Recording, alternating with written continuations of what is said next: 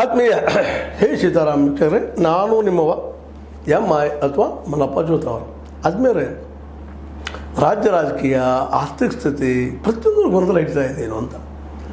ಒಂದು ಕಡೆಗೆ D K Shivakumar ಅವರು ಈಶಾ ಫೌಂಡೇಶನ್ಗೆ ಹೋಗಿ ಅಲ್ಲಿಂದ BJP ಸಿಗ್ತಾ ಇದ್ದಾರಾ ಅನ್ನುವಂಥ ಚರ್ಚೆ ಜೋರ್ದಾರ್ ನಡೀತಾ ಇದೆ. ಯಾಕಂದ್ರೆ ಅಲ್ಲೇ ಶಾರ್ ಅವರು ಬಂದಿದ್ದಾರೆ ಆ ಮೀಟಿಂಗ್ದಲ್ಲಿ, ಆ ಸಭೆಯಲ್ಲೇ ಒಂದು ಕಡೆ ಚರ್ಚೆ ಅದು ನಡೀತಾ ಇದೆ ನಮ್ಮ ಮೀಡಿಯಾದಲ್ಲೇ. ಇನ್ನೊಂದು ಕಡೆ ವಿಶೇಷವಾಗಿ ಭ್ರಷ್ಟಾಚಾರದಿಂದ ಸಾಕಷ್ಟು ಕೇಳಿ ಬರ್ತಾ ಇದೆ.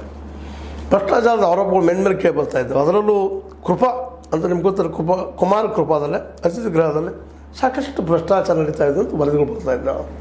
ಯಾಕಂದ್ರೆ ಇಲ್ಲೇ ಈ ಒಂದು ಹಣ ಅಂದ್ರೆ ಇಲ್ಲಿವರೆಗೆ ವಂಚಿಸುವ ಮೋಸ ಮಾಡಿದ ಹಣ $3.25 ಕೋಟಿ ಎಂದು ಒಂದು ಅಂದಾಜು ಮಾಡ್ತಾ ಇದ್ದಾರೆ. ಅಲ್ಲೇ 160 ಜನ ಸಿಬ್ಬಂದಿ ಇದ್ದಾರೆ, 180 ಐಷಾರಾಮಿ ಕೊಠಡಿಗಳಿದ್ದಾವೆ.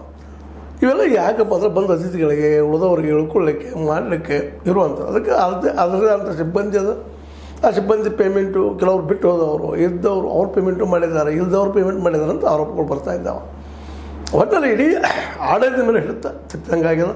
ಮತ್ತೊಂದು ಕಡೆ KKRDBಗೆ ಅಂದರೆ ಕಲ್ಯಾಣ ಕರ್ನಾಟಕಕ್ಕೆ ಅಭಿವೃದ್ಧಿಗಾಗಿ ದುಡ್ಡು ಇನ್ನೂ ಬಿಡುಗಡೆ ಆಗ್ತಾ ಇಲ್ಲ, ಅಥವಾ ಆ ಹಣ ಬಿಡುಗಡೆ ಮಾಡಿದ ಹಣ ಮುಟ್ತಾ ಇಲ್ಲ ಅಂತೇಳಿ.